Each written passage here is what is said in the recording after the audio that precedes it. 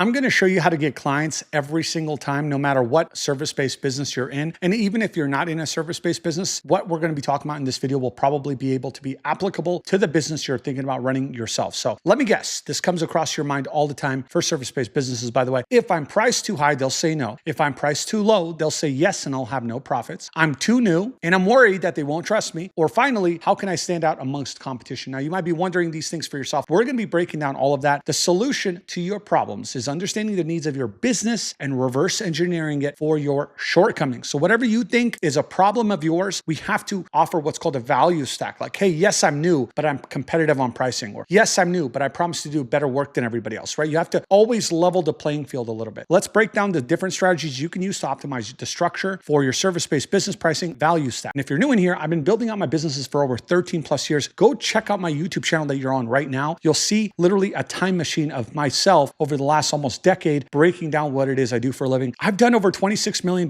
in cash collected over that time period. And I've also done $2.7 million of my own cash into my investments, my restaurants, my build outs, everything I do for a living. Go check it out. Like I said, all over my social media. Okay. Now I've done $7.3 million with cleaning alone over the last 10 years. Here's my Stripe. Here's my checks that I show you guys. And here's some of the drop sites I go to. And like I said, if you ever want to go check out my social media, hit the like, hit the follow, hit the subscribe, and go check out my videos. Okay. We're covering 3 things in this video. We're going to keep this video kind of quick and straight to the point. Pricing too low versus too high, your value stack, and convenience factor, which kind of ties into the value stack specifically, but we're going to just combine them towards the end here anyways. But put it simply, pricing is important to your business as that's what will determine your profit. Now you might say, well, duh, obviously. So let's talk your value stack, convenience factor, and review to price ratio as well as your pricing, right? Because this all plays into your profits at the end of the day. Understanding the value of pricing correctly requires nuance and a little bit of on-the-fly pricing adjustments depending on your customer's needs. Not every 2-story, 3,000 square foot house is the same. Some need a lot of work, some need very little. So how do we price to not offend either homeowner? Here's the thing I'm going to show you guys. You need to be able to understand how to do your pricing correctly. And that's one of the first things we're going to be talking about here. Now, here's what I would do. We're going to call around and we're going to build a spreadsheet with customer pricing and pick an average price and then undersell, right? About $10 to $15 under that average price point to deter people from price shopping our services, from not choosing you, and you'll be able to close easier, right? So basically, if you are always priced too high, people are never going to pick you. If you're priced too low, that can also, believe it or not, if you're priced too low, that can also hurt you. So what we want to do is we want to be on the average pricing side of things with just about 10 or 15 bucks thrown to the customer just to make that decision for them to close on us a little easier. Cleanliness. Now, here's something a lot of people wonder. How do you know what is a dirty house versus what is a not so dirty house? So you can ask for a 1 to 5 grading scale on 1 being extremely clean and 5 needing some definite love. This is when you're talking to your clients. Be careful. You do not want to embarrass your customers. So this is a slippery slope, and I recommend you do it at your own, do it at your own risk, right? Review to price ratio matters as well. So if you know you have less reviews than your competitors, you inherently have to give them a little bit of a kickback one way or another. And typically that's going to be in the format of pricing. So let me break it down. If 2 companies are on the Google search results and one company has 180 reviews at a 4.6 star rating and you have 31 reviews at a 5.0 star rating, most customers will still rather deal with the higher reviewed company, even though they are half a star difference in review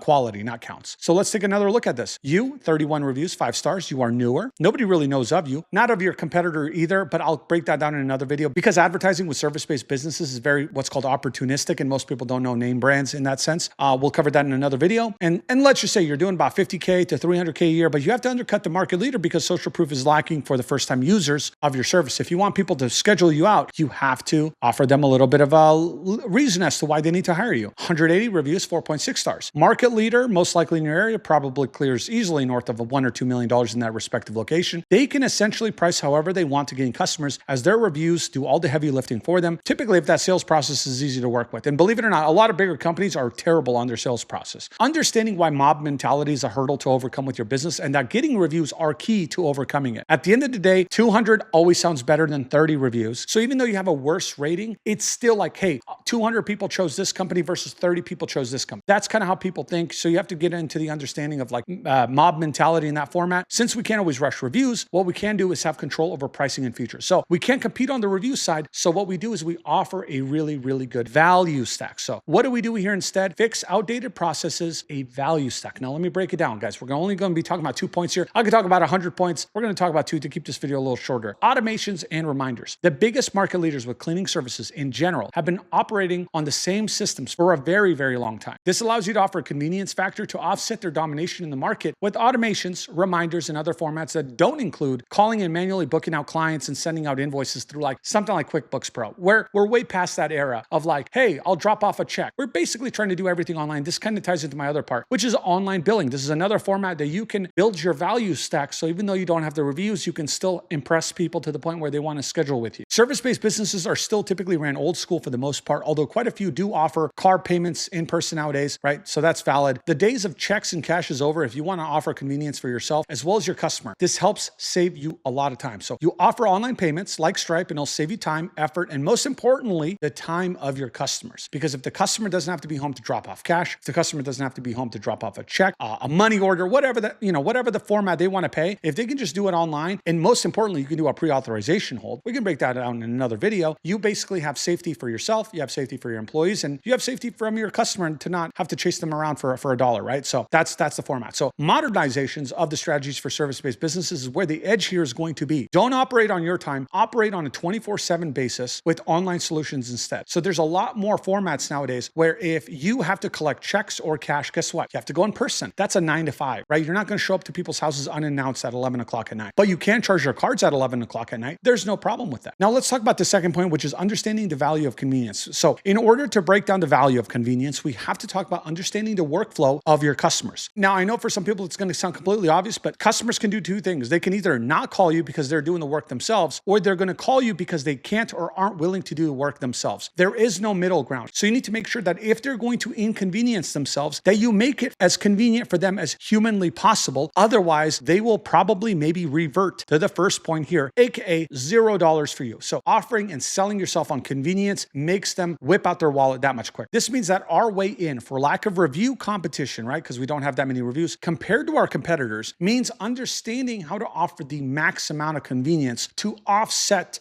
basically your competitors having more reviews than you. And that makes the process that much smoother and easier for them to use your services. That's why I talk about antiquated operations in the service-based industry, because they're all outdated for the most part. This is where we come out ahead. Arguably, you can be way busier than them just because of this modernization tactic. So let's break it down. Time saved for you is money saved. Time saved for your customer is money made. And then you add in this third one, which is less overhead overall, plus no money chasing, which is great because you don't have to then reach out to your customers for cash and checks. I have other videos that break down the ideas of value versus profit, so feel free to check that out on growth. So you know what to do. Go check out my videos, guys. I'm going to post it in the top corner up here somewhere. So go check it out. Combining these three. So let's talk about how to combine the three and how to basically offer max levels of convenience and a really good solid value stack for your customers. This combined is what truly makes a business have success. So you guys have to understand that people have to take steps to make a decision. Very rarely do people operate on a single lever, calculated decision, especially when it comes to spending or in most cases, saving some money on some services that they need. And the simplest way for you to understand this, put yourself in your customer's shoes. Wow. They offer competitive pricing, one. They offer easy booking, so I don't have to be home to pay for it. And then what reason do I have not to go with them, right? Because everyone else is like, hey, we'll come out tomorrow. We'll give you an in-person quote. We'll do this. We'll do that. Don't get me wrong. Some businesses, you still have to do the in-person quoting format. But for stuff like what I do, house cleaning, absolutely not necessary whatsoever. So let's solve common objections for customers. These are things that they're going to be wondering. And this is how you fix those problems, right? So accurate pricing, right? So pricing always hurts. Like either it gets you a client or it loses you a client, or some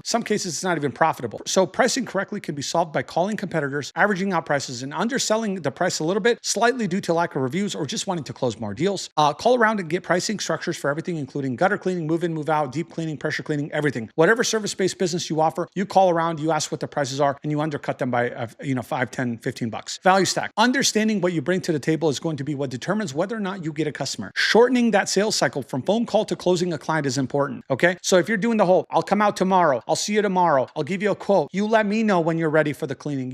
No. We control the narrative. You call me, I give you a price, I can be there Thursday. Boom. 30 seconds, maybe not 30 seconds, but just a few minutes is all we need. The whole quote style drive across town format is outdated, although still needed, like I just mentioned, for some services. But what we do is we can give more value to our customers by offering it this way. And then finally, convenience factor, just like the value stack convenience factor, to not have to chase down your clients to get paid or have them pay you. Sometimes your customers want to pay you and they want to just get it done and over with. Is kind of annoying to the point where it can be added to ensure easy payments and less overhead overall. So no more leaving checks or cash. Who's going to go pick it up? Drive across town. Employee drops it off for you directly. No thanks on any of this stuff. We don't want to be doing any of this. One of my final points for this video is, most importantly, get more reviews. Seriously, reviews aren't that hard to come by with Google and Yelp and other formats, right? It's not like Amazon where everybody has 25,000 reviews on a listing for a well-known clothing brand. When I say get your reviews, I mean quite literally anybody you have access to, friends, family, cousins, brothers, old high school friends, whatever it is, get them to leave you a review. Just get them to do it. And if you have 20, 30, 40, 50 reviews right out the gate, you will be killing it in your market. You will be absolutely killing it. Of course, if you guys want my help to scale or build your cleaning business, we can either build it with you, which is very, very popular. We work together one-on-one to scale and build a cleaning business with a client guarantee, or we build it for you, fully operational for you directly, ready to launch and grow in your city, also with a client guarantee. And if you're interested, schedule a call down below in the bio. Go check out my businesses, go check out what it is I do, and schedule a call and talk directly with me or my team. And you guys might be wondering, what about testimonials? Who do you work with? Go check out my hundreds of IG posts I've made and even tagged people on building with me. Follow me on IG and take a look at all the businesses I've helped build. If you guys go on my profile here, this is what it looks like. Just go on my testimonials page and you guys can get your finger tired from literally clicking through all these little things here. I show you guys all the work being done. I show you guys all the job sites. I show you guys a lot of the people I work with and their direct screenshots that they sent to me on bookings that they made. Like I said, my finger's getting tired. I actually have to launch another testimonial page just because of this. If you guys are interested, click the link down below this video, schedule a call with my team. Also, like and subscribe and go check out my other videos, guys. Like I said, I love breaking down these businesses. I love showing you guys what it is I do for a living. I'll see you guys in the next video.